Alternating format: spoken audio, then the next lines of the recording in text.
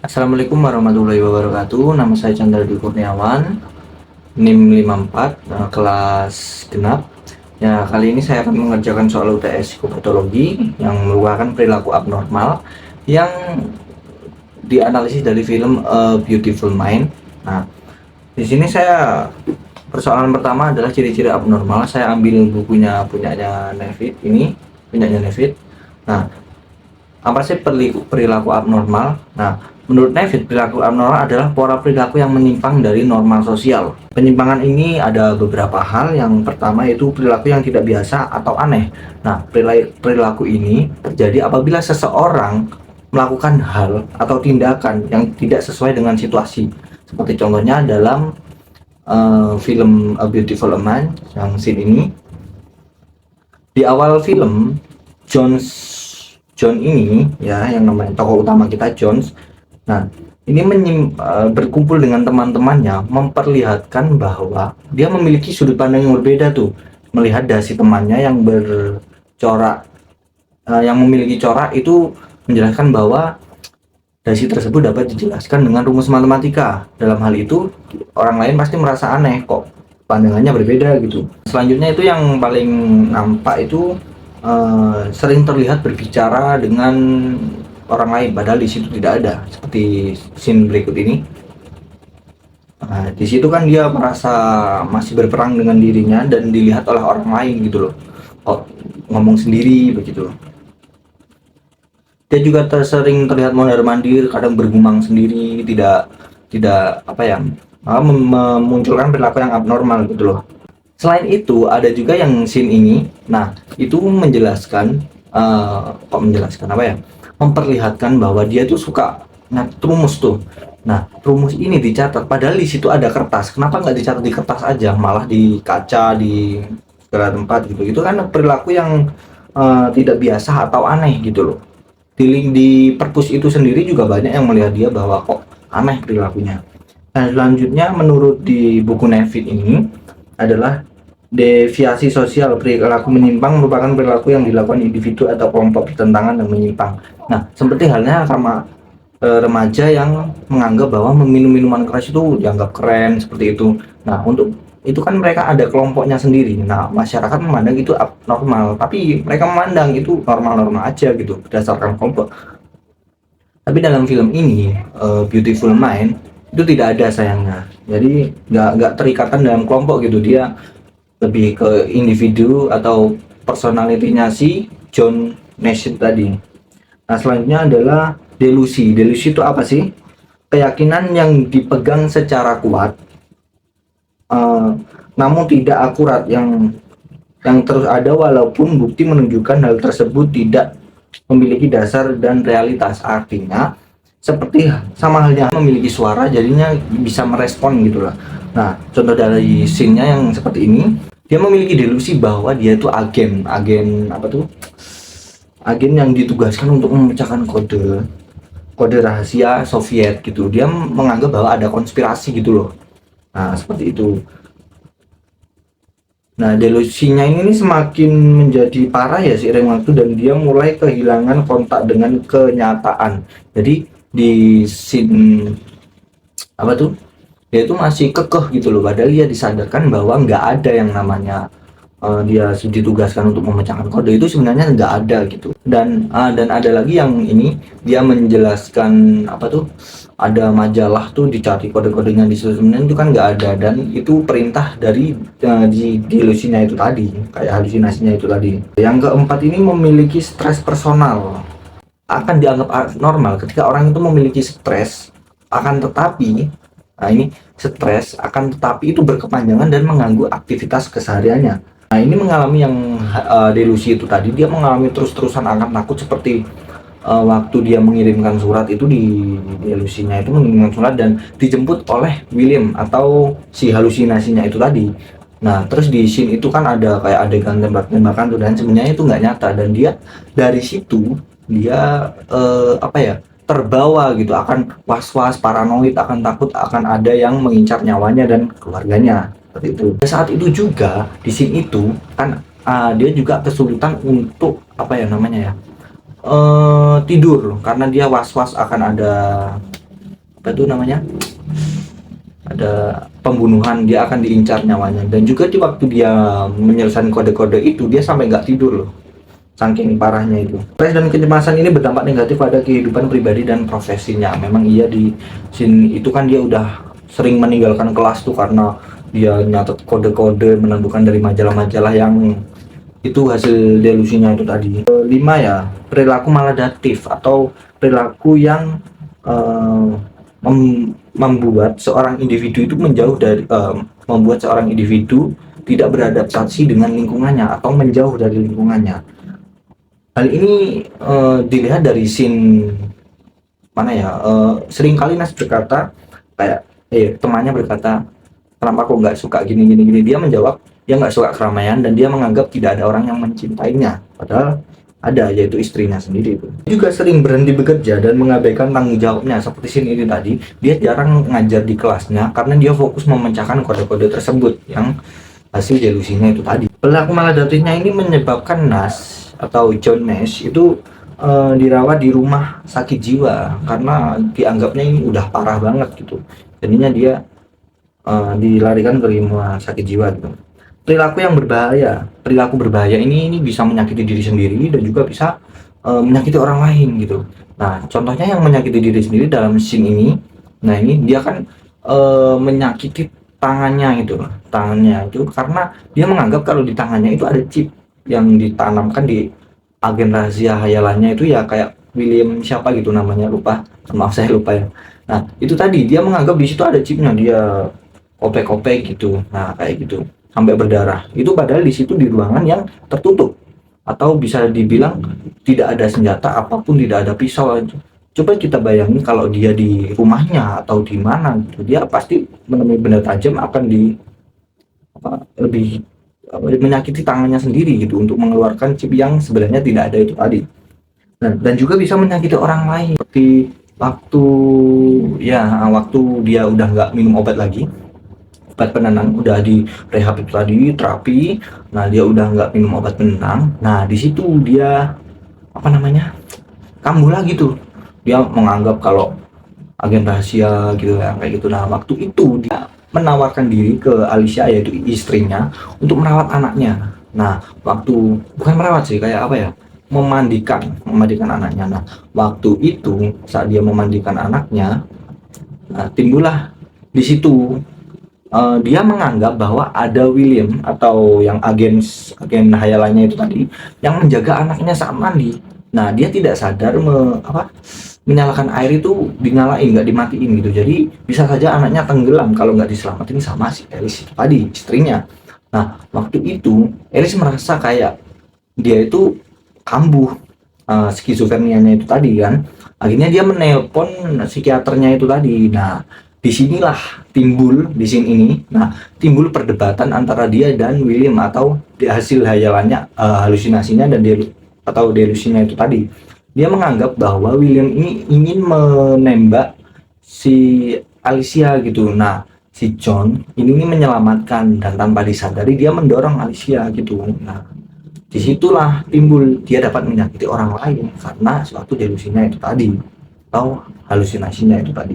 Kemungkinan penyebab dari kasus John Nash ya, ini di dalam scene itu, di scene ini dia kan udah didiagnosis tuh, ketahuan tuh kalau dia memiliki skizofrenia gitu. Nah dalam hal ini yang saya kutip dari jurnalnya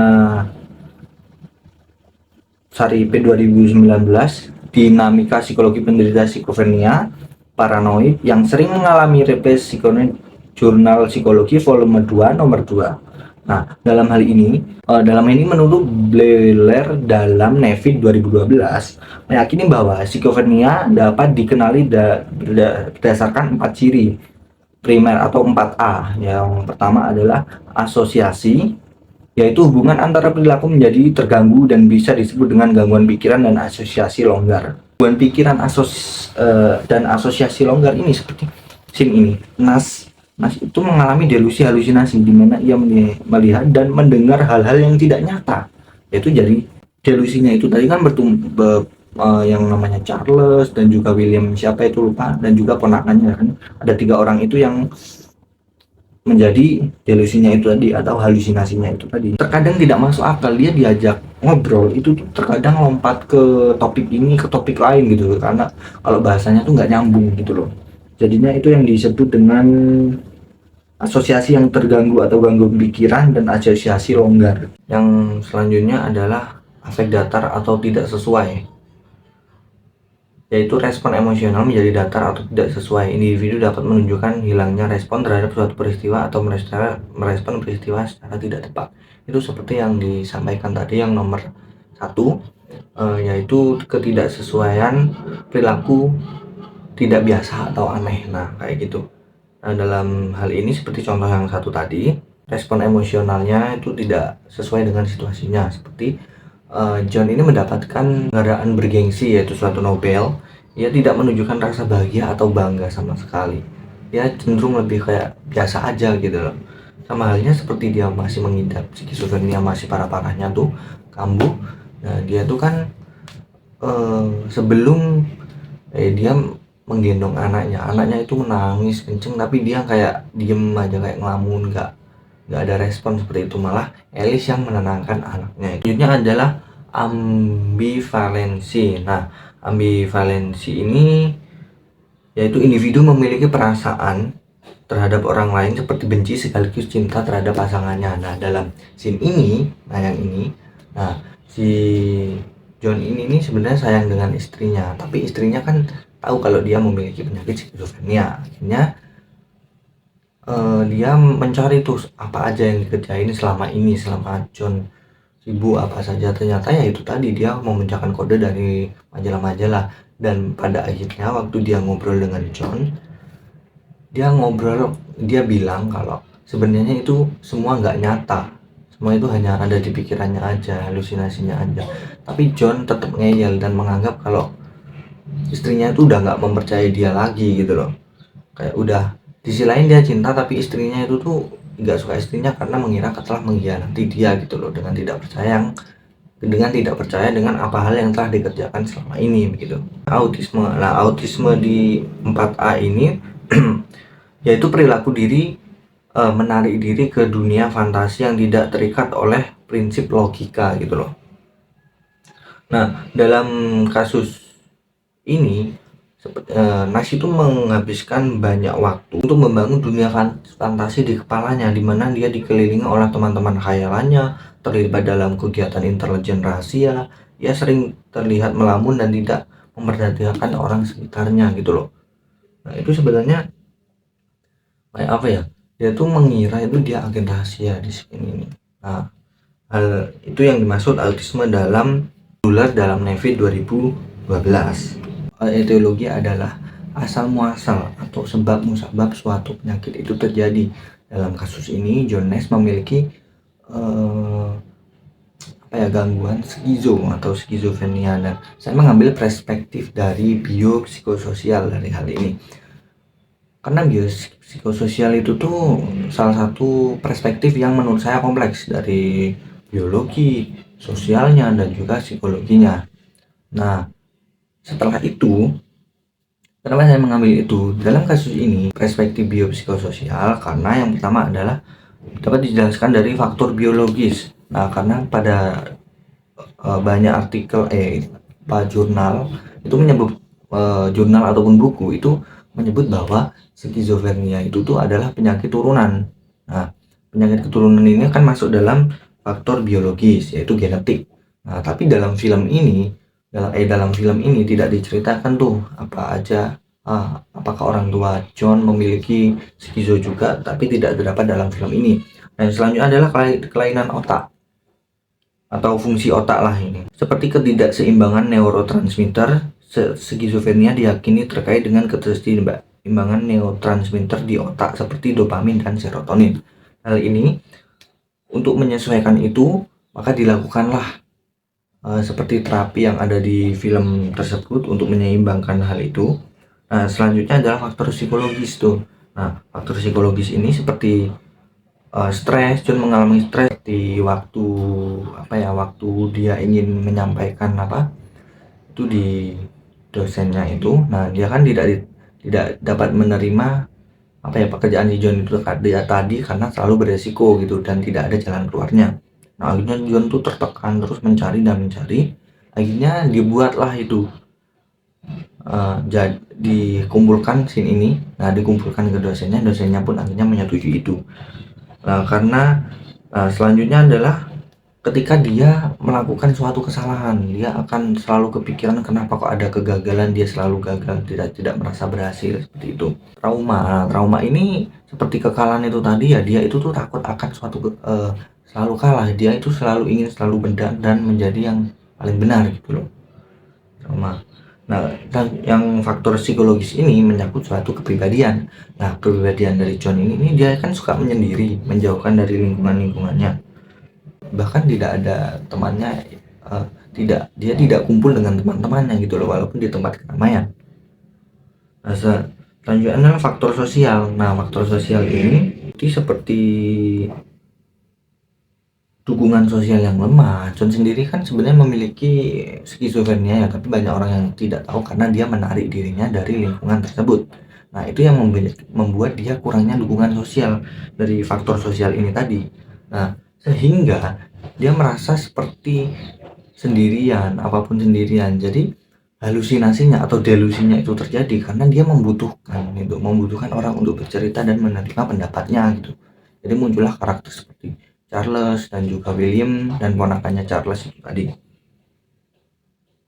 Dan dalam faktor sosial itu pengobatannya kurang tepat ya, karena di situ kan dia dimasukkan ke rumah sakit jiwa gitu dan dilakukan terapi karena pada zaman itu mungkin terbatas di film itu. Akhirnya dia cuma dikasih obat, dan ketika dia berhenti mengonsumsi obat tersebut dia akan kambuh, seperti itulah. Tapi dapat disimpulkan ya kalau faktor genetiknya itu mungkin dari kelainan fungsi otaknya. Genetik itu juga berpengaruh tapi tidak ada di film. Dan selanjutnya adalah lingkungan sosialnya kurang tepat. Dia selalu merasa seperti dikucilkan, dan juga waktu temannya menantang dia bermain itu di kotak yang ada batu hitam putih itu, nah dia kan merasa kalah dan selalu ada kekalahan gitu loh. Waktu dia mengajak kencan seorang wanita, dia menganggap kalau dia berhasil, dia ngomong tapi nggak jelas gitu loh, dan langsung ditampar gitu dengan si ceweknya itu tadi. Nah disitulah faktor stresnya itu mulai kambuh dari sosial yang tadi kurang mendukung. Akhirnya faktor psikologinya terganggu, memiliki trauma, selalu ingin berhasil. Disitulah saya mengambil perspektif biopsikososial karena menurut saya cukup cocok gitu loh dengan film Jones ini. Nah sekian mungkin tugas dari saya. Wassalamualaikum warahmatullahi wabarakatuh. Halo, saya Anggun Lestari Karoma dengan NIM 61 dari kelas genap. Dalam video ini saya ingin menjawab pertanyaan dari soal-soal UTS psikopatologi, yaitu menganalisis dari film A Beautiful Mind. Persoalan pertama adalah, apakah perilaku abnormal adalah perilaku yang dianggap sebagai perilaku yang menyimpang karena berbeda dengan perilaku yang umum diterima di tengah-tengah masyarakat. Dalam kasus Jonas, dirinya melakukan perilaku abnormal dalam bentuk halusinasi. Dia berhalusinasi bahwa dirinya memiliki teman sekamar, kemudian direkrut menjadi agen rahasia untuk pemecahan kode-kode yang mana itu halusinasi belaka. Semasa kuliah, gerak-gerik Jonas juga aneh menurut teman-temannya, seperti saat dirinya menulis lalu berjalan mundur dari kawanan burung. Nas juga tidak pernah datang ke kelas, katanya kelas dapat menumpulkan pikiran, menghancurkan potensi kreativitas.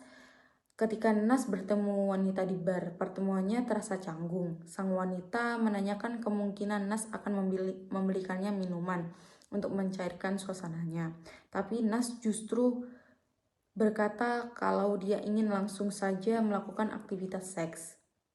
Akhirnya sang wanita marah dengan menampar keras wajah Nas, kemudian langsung meninggalkan segala perilaku abnormal dapat dilihat melalui indikator. Yang pertama adalah kejarangan statistik. Perilaku tersebut jarang ditemukan, seringkali digunakan untuk mendiagnosa RM, distribusi dalam populasi. Yang kedua ada pelanggaran norma. Melanggar norma sosial atau mencemaskan mereka yang mengamati. Contohnya serangan verbal, fisik. Yang kedua adalah distres pribadi, tekanan pribadi apabila menciptakan tekanan dan siksaan besar pada orang yang mengalaminya. Yang kedua ada ketidakmampuan disfungsi atau disfungsi perilaku. Ketidakmampuan individu dalam beberapa bidang penting dalam hidupnya. Contoh gangguan hubungan seksual dengan pasangan akibat paranoid. Yang kelima ada respon yang tidak diharapkan. Disabilitas dapat dianggap abnormal apabila merupakan respon yang tidak diharapkan terhadap stresor lingkungan. Melanjutkan pertanyaan yang kedua, yaitu apa kemungkinan penyebab dari kasus Jonas? Sepanjang film tidak dinarasikan secara langsung apa yang menjadi penyebab Jonas mengalami penyakit skizofrenia. Beberapa penyebab yang mungkin adalah faktor genetik dan stres psikologis. Pertama, Nas seringkali dinarasikan tidak memiliki teman dan tidak memiliki keluarga. Terkait masalah keluarga, kemungkinan dari segi keluarga pun menurunkan penyakit ini, yaitu skizofrenia, sehingga mungkin akan fokus pada penyembuhan atau adanya kekacauan dalam membina hubungan keluarga. Kemungkinan semasa kuliah Nas digambarkan sebagai sosok yang sangat stres karena belum juga menemukan ide untuk karya ilmiahnya. Kerabat pasien skizofrenia memiliki kecenderungan lebih tinggi untuk mengalami skizofrenia. Risiko tersebut semakin tinggi bila hubungan kekerabatan semakin dekat. Stres psikologis berperan penting dengan cara berinteraksi dengan kerentanan biologis untuk menimbulkan penyakit ini. Peningkatan stres kehidupan meningkatkan kemungkinan kekambuhan karena para individu yang menderita skizofrenia ini tampak sangat reaktif terhadap berbagai stresor yang dihadapi di kehidupan sehari-hari.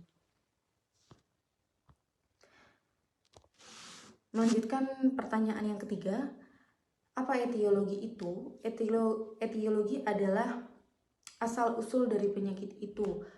Apakah dari faktor genetik? Dalam istilah dalam ilmu kesehatan yang merujuk pada penyebab atau faktor yang menyebabkan suatu penyakit atau gangguan yang terjadi.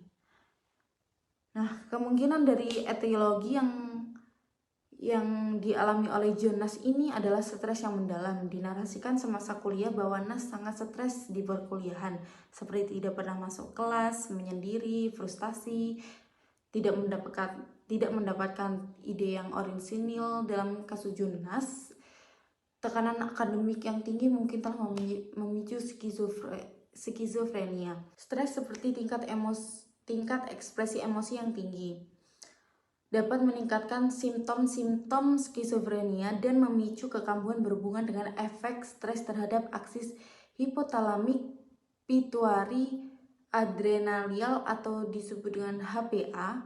Dengan teori dopamin, stres diketahui mengaktifkan aksis HPA, menyebabkan stres kortisol. Sebaliknya, kortisol diketahui meningkatkan aktivitas dopamin karena itu dapat meningkatkan simptom-simptom skizofrenia. Meningkatnya aktivitas dopamin dapat meningkatkan aktivitas HPA yang dapat membuat seseorang selalu sensitif terhadap stres.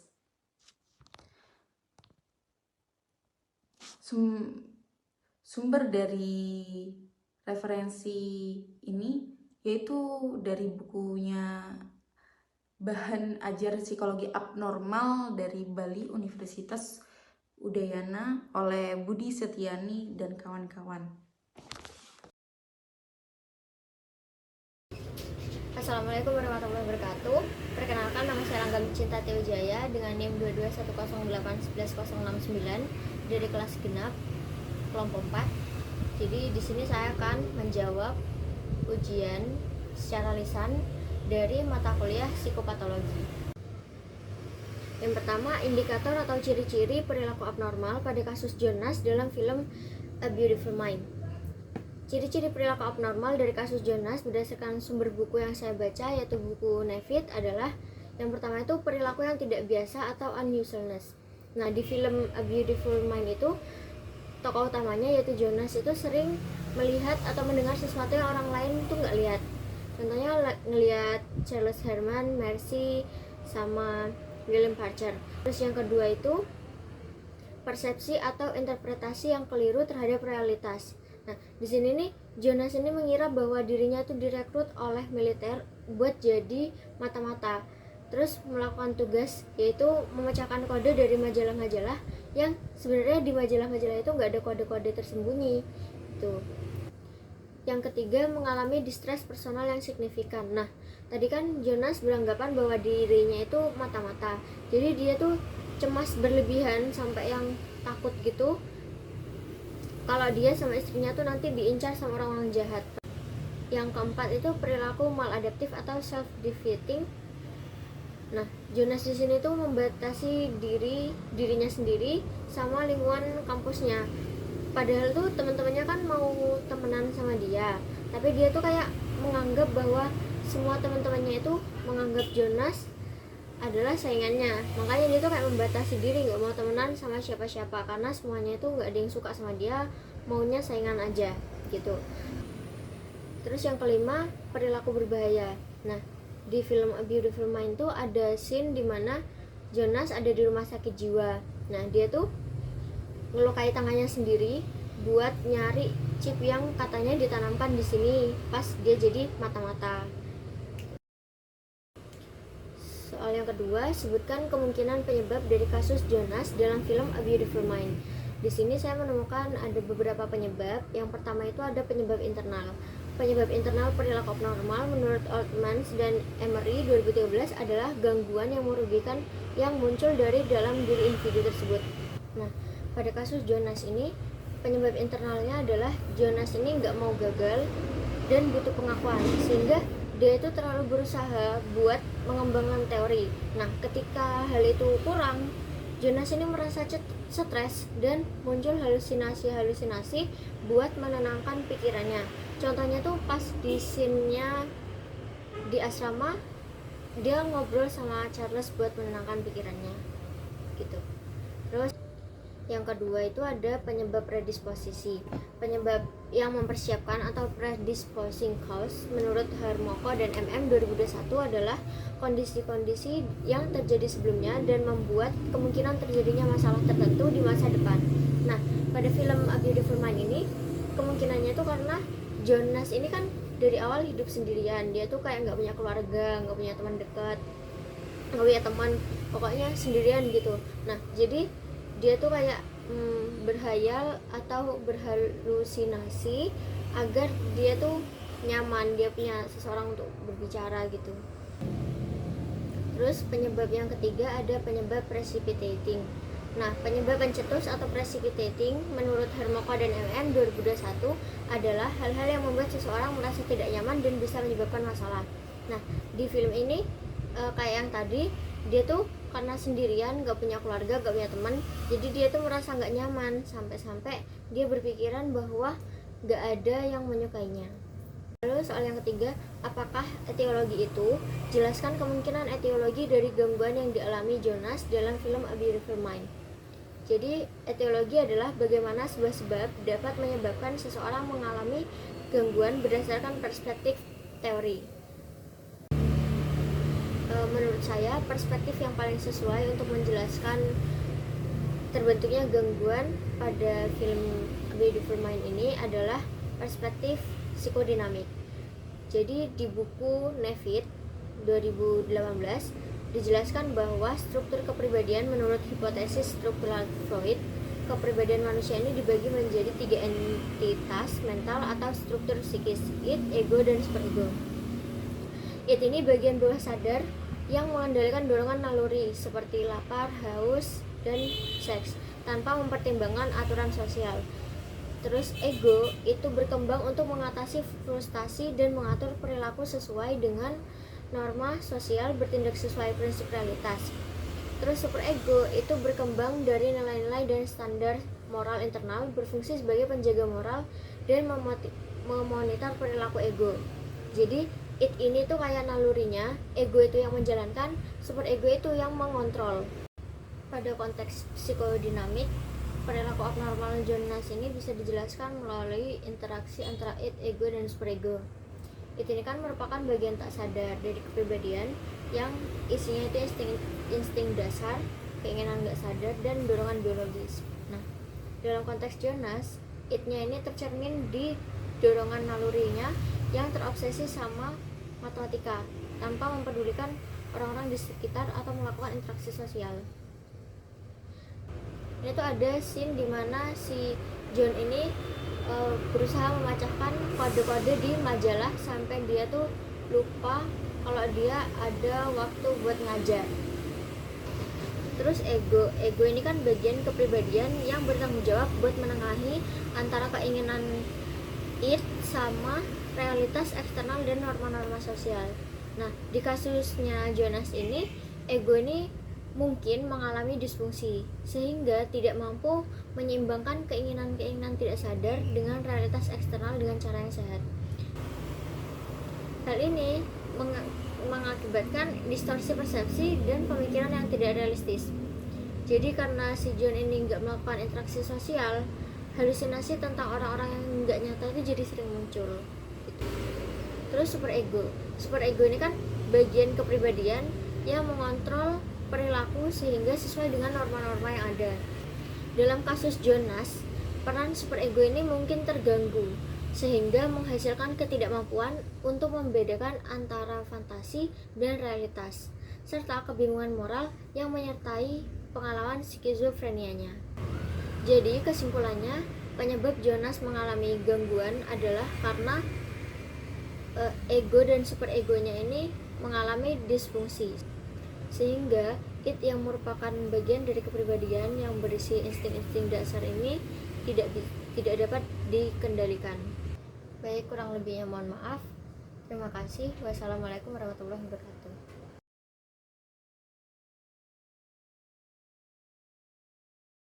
Halo, Assalamualaikum warahmatullahi wabarakatuh. Saya Putri Hilda, NIM 072, kelas 6. Jadi di sini saya akan membahas tentang film Beautiful Mind yang disutradarai oleh Ron Howard yang ditayangkan pada tahun 2001. Jadi film Beautiful Mind ini adalah film yang diangkat dari kisah nyata yang menceritakan tentang matematikawan terkenal yang mengalami atau menderita skizofrenia. Jadi di film ini kita tuh diberitahu bagaimana sih kehidupan sehari-hari seorang mengalami skizofrenia. Dan kita bisa ikut merasakan di mana sulitnya menghadapi penyakit skizofrenia tersebut. Oke, di sini aku gak akan membahas filmnya, tapi akan membahas perilaku-perilaku abnormal yang terjadi di dalam film tersebut. Yang pertama kita cari tahu dulu, apa sih abnormal itu? Abnormal menurut Sutarjo itu adalah perilaku yang tidak normal yang terjadi ketika orang mengalami gangguan mental. Sedangkan menurut Muljono menyatakan bahwa perilaku abnormal adalah perilaku yang menyimpang di mana orang tersebut mengalami gangguan kesehatan mental. Dari beberapa pernyataan, peneliti dapat menyimpulkan apa yang disebut dengan psikopatologi atau psikologi abnormal, suatu kelainan perilaku yang terjadi pada manusia yang ditandai dengan ketidaksesuaian antara perilaku sehari-hari dengan norma moral. Jadi pendapat Muljono ini hampir sama dengan pendapat David Rosenhan, di mana perilaku abnormal itu menurut David Rosenhan itu perilaku yang dapat menimbulkan stereotip atau bias dalam masyarakat. Selain itu ada pendapat dari tokoh terkenal yaitu tokoh psikoanalisa Sigmund Freud mengatakan bahwa perilaku abnormal itu adalah perilaku yang terjadi karena adanya konflik dari inti kepribadian yaitu id, ego, dan superego. Baik, sebelumnya kita harus mencari tahu ciri-ciri keabnormalitasan yang ada dalam film Beautiful Mind. Yang pertama itu kecemasan yang berlebih. Di dalam film tersebut kita diperlihatkan bahwa Jonas ini sering mengalami kecemasan pada hal-hal yang belum tentu terjadi. Yang selanjutnya adalah emosi tidak terkendali. Nah, emosi tidak terkendali ini dapat dilihat pada saat Jonas mendapat kritik dari profesornya bahwa presentasi yang disampaikan itu kurang memuaskan, sehingga dia itu merusak seluruh barang-barang yang ada di kamarnya dan menghantamkan kepala ke tembok karena rasa emosi yang tidak terkendali. Yang selanjutnya adalah delusi dan halusinasi. Nah, delusi dan halusinasinya ini tidak dijelaskan secara terang-terangan di dalam film, namun dijelaskan pada saat scene terakhir bahwa selama ini yang dilakukan sepanjang film yang dilakukan oleh Jonas itu adalah halusinasinya. Misalnya saat dia memecahkan kode dalam majalah, saat dia menjadi mata-mata, dan saat dia diawasi oleh mata-mata yang bernama Preacher. Dan selanjutnya adalah menutup diri dan cenderung menghindari interaksi sosial. Jadi pada saat Jonas mengalami gangguan mental tersebut, dia itu selalu menutup diri dan cenderung menghindari interaksi sosial baik dengan istrinya ataupun dengan teman-temannya. Selanjutnya, mood yang gampang berubah. Mood Jonas itu gampang berubah, kadang naik, kadang turun. Nah, tanda-tanda ini dapat dilihat pada saat scene Jonas PDKT dengan calon istrinya tersebut. Dia tuh mengalami kesedihan secara tiba-tiba dan merasakan bahagia kembali secara tiba-tiba. Selanjutnya adalah curiga berlebih. Saat itu di scene ketika Jonas berhalusinasi menjadi mata-mata Amerika, dia itu curiga bahwa orang sekitarnya itu adalah para musuh yang akan mencari tahu tentang kode-kode yang selama ini Jonas cari. Jadi Jonas itu berhalusinasi bahwa dia itu adalah mata-mata yang disuruh untuk memecahkan kode-kode yang ada di dalam majalah, sehingga dia menganggap orang-orang yang di sekitarnya itu adalah musuhnya. Akhirnya dia selalu curiga terhadap orang-orang yang mendekatinya. Selanjutnya adalah dia sering bergumam sendiri. Jonas ini sering bergumam sendiri, baik dia sendirian ataupun di luar, di tempat umum. Dia sering menggumamkan hal-hal yang aneh sehingga orang-orang melihat Jonas ini sebagai orang aneh. Selanjutnya itu merasa terancam dan tidak aman setiap saat. Jonas ini merasa tidak aman karena halusinasinya lagi saat dia berada di lingkungan sosial, dia merasa banyak yang mengawasi dan selalu merasa terancam. Jadi dia tuh merasa terancam karena takut hasil kerjanya itu terbongkar, karena di dalam halusinasinya dia itu sebagai mata-mata orang Amerika, sehingga dia menganggap orang-orang di sekitarnya itu adalah musuhnya. Nah, ciri-ciri tersebut sudah menggambarkan gimana sih keabnormalitasan itu. Oke, setelah kita mengetahui ciri-ciri keabnormalitasan yang ditunjukkan oleh Jonas pada film Beautiful Mind ini, sekarang kita mencari tahu faktor penyebab keabnormalan yang dialami oleh Jonas. Yang pertama itu ada penelitian yaitu dari Honley et al. 2020 mengatakan bahwa prevalensi tertinggi tingkat skizofrenia itu pada laki-laki itu umur 20 tahun. Nah, di film tersebut Jonas itu saat masuk Universitas Princeton itu sekitar umur 22 tahun. Jadi faktor utama bisa jadi karena faktor umur. Yang selanjutnya itu ada penelitian dari Leonard dan Friedman 2007 bahwa mengatakan bahwa skizofrenia ini bisa jadi karena genetik. Namun di dalam film tidak dijelaskan bagaimana orang tua Jonas dan kerabat-kerabat lainnya. Yang selanjutnya itu dari penelitian Gedgeman, Sanders, and Duan 2010 mengatakan bahwa skizofrenia ini bisa disebabkan oleh faktor lingkungan. Bisa kita lihat banyak kemungkinan lingkungan ini bisa menyebabkan Jonas menjadi skizofrenia. Dimulai dari lingkungan yang ambisius, yang kompetitif, sehingga membuat Jonas ini merasa tertekan atau merasa stres. Nah, di selanjutnya faktor penyebab yang keempat ini adalah stres. Nah, stres yang dialami Jonas ini bisa karena pekerjaannya, tuntutan pekerjaannya, dan lain-lainnya, sehingga mengakibatkan si Jonas ini mengalami skizofrenia. Yang kelima, penyebab utama dari skizofrenia adalah psikosis dan tekanan hingga mengganggu tingkat fungsi pada seorang. Itu menurut Honley et al. 2020. Selanjutnya, kita belum tahu ya, dari tadi kita membahas skizofrenia, tapi kita tidak tahu skizofrenia itu apa sih. Nah, sekarang akan saya jelaskan. Skizofrenia itu menurut Bleuler dalam Fauciah 2008 memperkenalkan istilah skizofrenia, yaitu menunjukkan pemisahan antara pikiran, emosi, perilaku orang yang mengalaminya. Menurut Arago, Kirkpatrick, dan Buchan dalam Nevid 2003 mendefinisikan skizofrenia sebagai penyakit parvasif yang mempengaruhi lingkup yang luas dari proses psikologi yang mencakup kognisi, afek, dan perilaku. Setelah mengetahui pengertian dari skizofrenia itu sendiri, kita lanjut pada tahapan skizofrenia, yaitu dimulai dari tahapan gejala, terus tahapan skizofrenianya itu sendiri gimana, dan kemudian pada tahap akhir skizofrenia.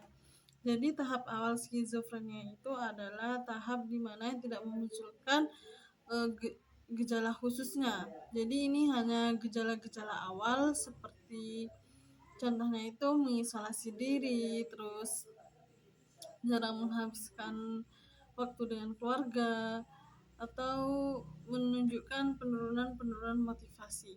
Nah, dari tahap ini kita dapat lihat dari kasus Jonas itu sangat relate ya, karena pada saat itu Jonas itu mengisolasi dirinya entah di rumah, di kamar, ataupun di kantornya, dan dia juga jarang menghabiskan waktunya bersama istrinya. Yang kedua itu adalah tahap akut, di mana tahap akut ini sudah mengalami gejala psikotik seperti halusinasi. Nah, di sini Jonas sudah mengalami pada tingkat ini, Jonas itu sudah mengalami halusinasi menjadi mata-mata, seperti mencari kode di majalah lah, ataupun merasa dikejar oleh tentara Rusia. Yang terakhir itu adalah tahap sisa atau tahap residual. Nah, tahap residual ini adalah tahap akhir dari skizofrenia. Fitur dari fase residual ini sangat mirip dengan tahap prodromal, yang dimana di sini ini ditandai kurangnya ekspresi emosional dan tidak adanya energi. Nah, di sini ini dilihat dari scene akhir saat Jonas ini berumur. Di situ diperlihatkan bahwa Jonas ini sudah tidak ada ekspresi karena adalah tahap akhirnya jadi Jonas, dan dia tuh pada saat itu sudah bisa mengendalikan halusinasinya itu. Pada saat dia menerima penghargaan Nobel pun tampak wajahnya itu tidak ada ekspresi dan datar-datar saja. Oke, selanjutnya kita akan membahas etiologi dari kasus Jonas ini. Saya akan membahas etiologi kasus ini menggunakan perspektif psikodinamik. Menurut perspektif psikodinamik itu, skizofrenia itu mencerminkan ego yang dibanjiri oleh dorongan-dorongan seksual primitif atau agresi atau impuls yang berasal dari id. Impuls-impuls tersebut mengancam ego dan berkembang menjadi konflik antar psikis yang kuat. Di bawah ancaman seperti itu, orang tersebut mundur ke periode awal dari tahap oral yang disebut sebagai narsisme. Kita harus tahu dulu bahwa fase oral itu adalah fase awal anak, di mana letak kepuasan dan aktivitas yang dilakukan oleh anak pada usia ini berada dan berfokus pada mulut, dan kontak pertama bayi dengan lingkungan terjadi melalui mulut. Yang selanjutnya, apa itu narsisme primer? Narsisme primer ini adalah tahap perkembangan moral pada masa bayi awal menuju keadaan keterikatan objektif. Oke, selanjutnya, karena ego menjembatani hubungan antara diri dengan dunia luar, kerusakan pada fungsi ego ini berpengaruh terhadap adanya jarak realistis yang khas. Masuknya dari id menyebabkan fantasi menjadi disalahartikan sebagai realitas, menyebabkan halusinasi dan waham. Impuls-impuls primitif mungkin juga membawa beban yang lebih berat daripada norma-norma sosial dan diekspresikan pada perilaku yang aneh dan tidak sesuai secara sosial. Nah, dari sini kita ulik satu persatu ya. Menurut perspektif psikodinamik itu, skizofrenia itu mencerminkan ego yang dibanjiri oleh dorongan-dorongan dari id. Nah, dapat kita lihat dari kasus Jonas, jika kita ulik kembali dari kasus Jonas itu, skizofrenia menurut perspektif psikodinamik itu kan mencerminkan ego dibanjiri oleh dorongan-dorongan seksual primitif atau agresi, atau lebih singkatnya kita sebut it. Nah, dalam diri Jonas itu adalah ambisinya untuk menyelesaikan penelitian. Dia terlalu ambisius untuk menyelesaikan penelitian, terlalu berambisi dalam pekerjaannya, sehingga sehingga egonya tidak bisa membendung hal tersebut dan menjadilah konflik antar psikis yang kuat. Hingga dari konflik itu Jonas itu kembali menjadi mundur ke periode awal di mana dia menjadi narsisme primer yang keterikatan dengan objek. Nah, karena ego ini tidak bisa ego dalam diri Jonas itu tidak bisa membendung atau tidak bisa menahan, akhirnya ada kerusakan fungsi ego di mana masukan dari it yang menyebabkan fantasi itu menjadi disalahartikan sebagai realitas. Dari konflik antar psikis antara it dan ego dalam Jonas ini membuat dia mensalahartikan fantasinya dalam realitas. Nah, di sini ini masukan dari it ini kan menyebabkan fantasi. Maka dari itu fantasi yang keluar dari pikiran Jonas ini adalah fantasi tentang yang berhubungan dengan matematika, dengan kode-kode seperti itu. Karena it-nya itu sendiri adalah ambisi dia dalam pekerjaannya, sehingga fantasi yang keluar itu adalah fantasi yang berupa atau berbau matematika, seperti memecahkan kode dan lain-lain. Nah, di sini lingkungan juga berperan penting dalam permunculan skizofrenia dalam diri Jonas itu, karena di lingkungannya itu semuanya orang yang sangat kompetitif dan berlomba-lomba dalam akademik, sehingga Jonas ini juga ingin mengejar dan ingin menjadi yang sempurna. Dari situlah timbul stres karena tekanan kerjaan dari profesornya itu kan, karena harus cepat-cepat menyelesaikan penelitian, di mana juga lingkungan yang kompetitif, akhirnya dia tuh merasa dia harus sempurna dan harus mengejar teman-temannya. Nah, dari situ Jonas itu dalam pikirannya itu, dalam dirinya ada konflik antar psikis yang menyebabkan dia itu mundur ke awal lagi, sehingga dia memunculkan fantasi-fantasi seputar matematika, terus seputar pekerjaan lah, seperti itu. Akhirnya timbullah penyakit skizofrenia. Sekian dari saya, mohon maaf bila banyak kurangnya atau banyak kesalahan dalam menjelaskan.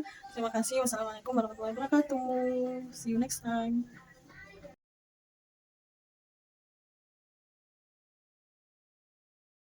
Baik, Assalamualaikum warahmatullahi wabarakatuh. Saya Nilunisa Fitri Rianto dengan NIM 2210811075. Di sini saya akan mengerjakan tugas UTS yang mana menganalisis sebuah film yang berjudul Beautiful Minds. Yang pertama,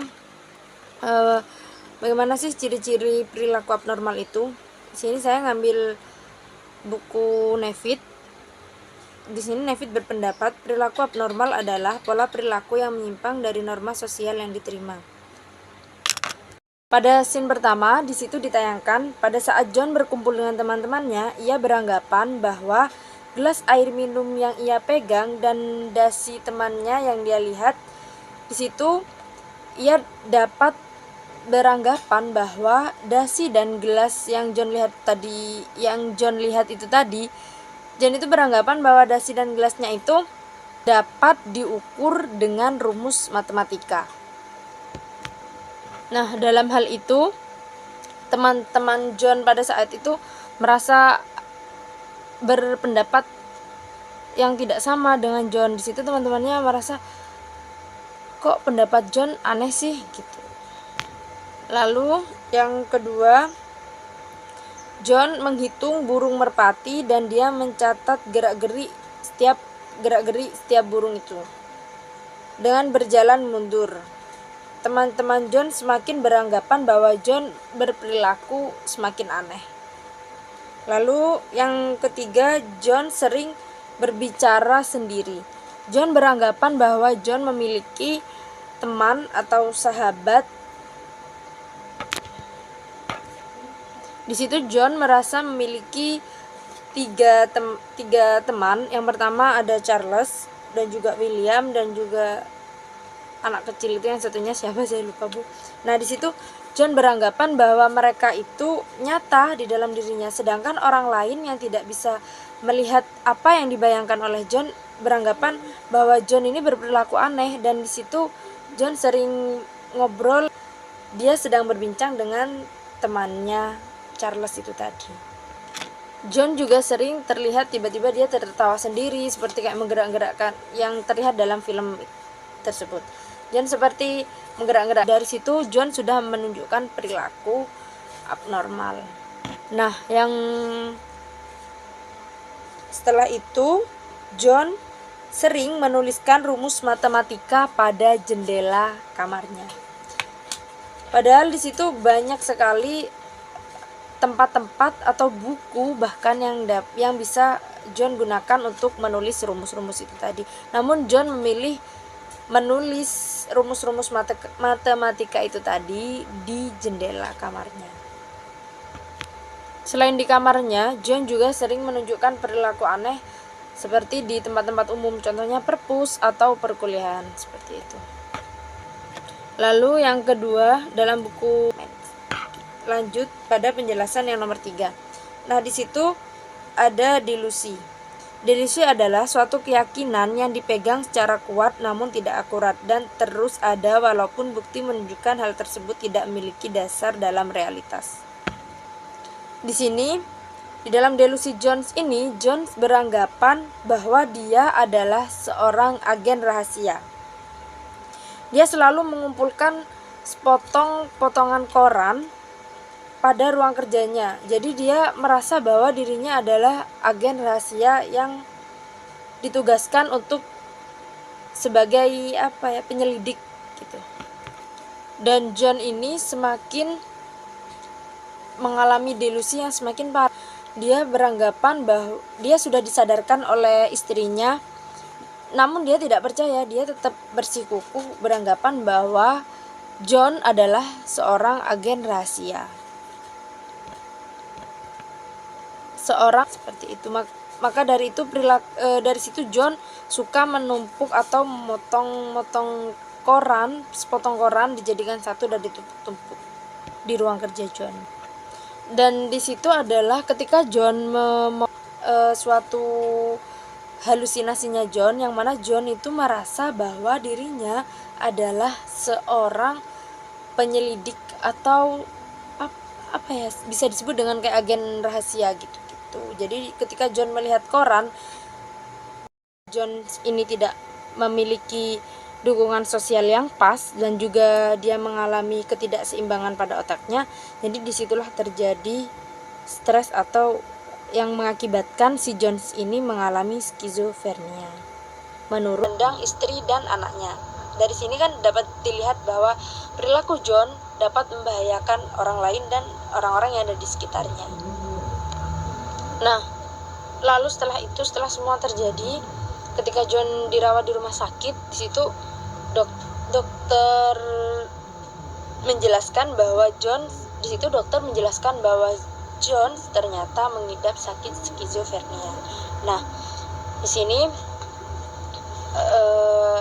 dapat kita ketahui bahwa skizofrenia adalah, di sini saya mengambil dari jurnal Psiko Islam Media, Jurnal Psikologi, volume 4, nomor 2, 2019. Di sini, menurut Nevitt, 2012 meyakini bahwa skizofrenia dikenali berdasarkan 4 ciri simptom primer atau 4A. Yang pertama ada asosiasi. Asosiasi yaitu hubungan antara pikiran-pikiran menjadi terganggu atau biasa disebut dengan gangguan pikiran dan asosiasi longgar. Pembicara akan tampak seperti orang melantur karena isi pembicaraannya tidak memiliki hubungan satu dengan yang lainnya.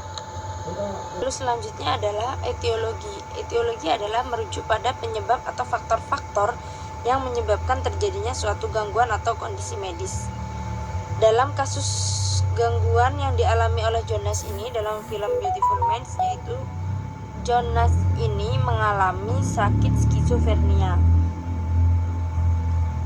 Nah, di sini saya mengambil pendekatan dari perspektif biologis awalnya, yang mana dalam film ini dijelaskan bahwa Jonas memiliki sakit skizofrenia. Dan di sini saya mengambil perspektif dari pendekatan biopsikososial, yang mana biopsikososial ini mencakup 3 hal. Nah, dari 3 hal itu menurut saya si Jonas ini mengalami 3-tiganya. Yang pertama dari faktor biologis. Dari jurnal yang saya baca ini, Jurnal Indomit Show volume 61 nomor 9 September 2011, yang mana psikososial adalah kondisi kesehatan jiwa seseorang dapat dilihat sebagai suatu keadaan yang melibatkan faktor biologis, psikologis, dan sosial orang tersebut. Jadi secara biologis menurut pendekatan dari perspektif biopsikososial. Kurang lebihnya mohon maaf. Wassalamualaikum warahmatullahi wabarakatuh.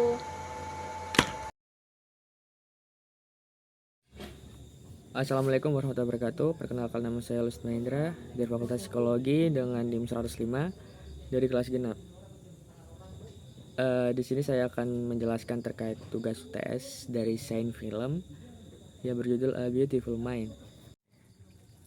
Dari film A Beautiful Mind adalah film biografi yang dirilis pada tahun 2001, disutradarai oleh Ron Howard.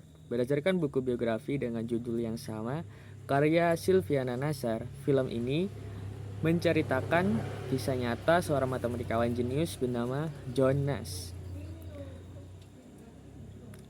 Nash diperankan oleh Russell Crowe, adalah mahasiswa pascasarjana di Universitas Princeton yang brilian namun juga eksentrik.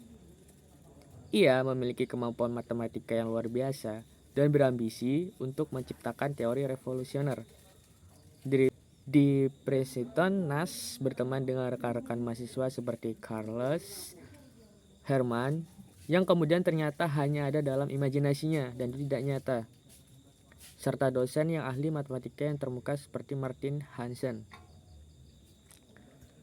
Namun kehidupan Nash tidaklah mudah. Ia menghadapi tekanan besar dalam menyelesaikan teori-teorinya. Selain itu, ia juga menderita dari gangguan mental yang pada akhirnya diagnosis sebagai skizofrenia paranoid. Dalam film, kita bisa melihat bagaimana perjuangan Nash dalam menghadapi gangguan mentalnya. Ia seringkali mempengaruhi kehidupan pribadi dan profesionalnya.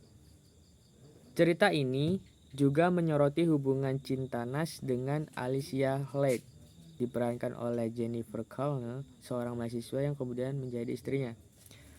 Alicia tetap setia mendampingi meskipun ia mengalami masa-masa sulitnya dan penuh tantangan karena gangguan mental.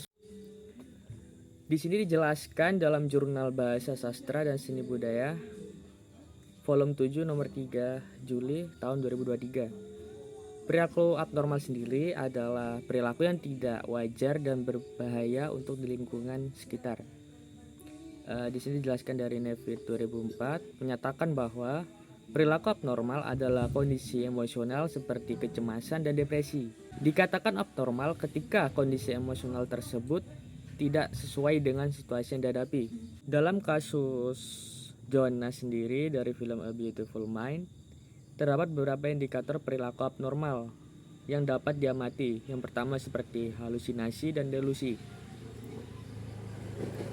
Jonas sering mengalami halusinasi auditorik dan visual, seperti melihat dan mendengar orang-orang yang sebenarnya tidak ada. Contohnya dalam salah satu adegan, dia berinteraksi dengan agen rahasia yang hanya ada dalam imajinasinya dan itu tidak nyata. Dan yang kedua yaitu gangguan persepsi. Dia sering kali mempersepsikan realitas dengan cara yang tidak akurat. Misal, dalam adegan di konferensi matematika, dia melihat kode rahasia dalam pola di dinding. yang sebenarnya itu tidak ada. Dan yang ketiga yaitu isolasi sosial. Jonas cenderung mengisolasikan diri dari orang lain dan kesulitan mempertahankan hubungan interpersonal yang stabil. Dia lebih memilih untuk bekerja sendiri dan cenderung menarik diri dari interaksi sosial. Tentang perilaku abnormal dalam kasus Jonas dalam film A Beautiful Mind dapat dilihat dalam beberapa scenes ketika si Jonas berbicara dengan dirinya sendiri. Seperti dalam scenes di mana ia berbicara dengan Carlos Herman, yang sebenarnya itu tidak ada. Indikator perilaku abnormal ini dapat disebut sebagai halusinasi atau auditory hallucination. Karena Nas melihat dan mendengar sesuatu yang tidak ada. Dalam film, Nas juga menunjukkan perilaku paranoid dan agresif, seperti ketika ia menyerang teman-temannya. Indikator perilakunya abnormal lainnya adalah ketika Nas tidak dapat membedakan antara realitas dan juga fantasi. Seperti ketika ia berpikir bahwa ia sedang diserang oleh Carlos Herman. Dalam film, perilaku abnormal Nas disebabkan oleh gangguan mentalnya atau yang disebut sebagai skizofrenia. Dari kasus Jonas dalam film A Beautiful Mind adalah sindrom skizofrenia. Sindrom ini disebabkan oleh kombinasi faktor genetik dan juga lingkungan. Faktor genetik dapat berupa variasi dalam gen yang terkait dengan gangguan mental, sedangkan faktor lingkungan dapat berupa stres, trauma, atau pengaruh lainnya yang mempengaruhi perkembangan otak. Dalam kasus ini, Nas sindrom skizofrenia dapat disebabkan oleh kombinasi faktor genetik, lingkungan seperti stres, trauma yang dialami oleh Nas. Baik, untuk penyebab dari kasus Jonas dalam film Beautiful Man adalah sindrom skizofrenia. Sindrom ini disebabkan oleh kombinasi faktor genetik dan lingkungan. Faktor genetik dapat berupa variasi dalam gen yang terkait dengan gangguan mental, sedangkan faktor lingkungan dapat berupa stres, trauma, atau pengaruh lainnya yang berpengaruh pada perkembangan otak. Dalam kasus Nas ini, sindrom skizofrenia dapat disebabkan oleh kombinasi faktor genetik dan lingkungan seperti stres dan trauma yang dialami oleh Nas. Baik, terkait etiologi dari gangguan yang dialami oleh Jonas dalam film A Beautiful Mind dapat dijelaskan dari perspektif biopsikososial. Dalam perspektif ini, gangguan mental seperti skizofrenia disebabkan oleh interaksi antara faktor biologis, psikologis, dan sosial.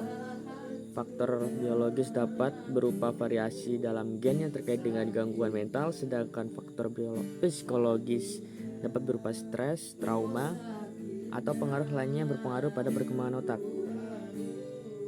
Dalam film etiologi, gangguan Nas dapat dijelaskan seperti hasil interaksi antara faktor biologis, psikologis, dan sosial yang berpengaruh pada perkembangan otaknya.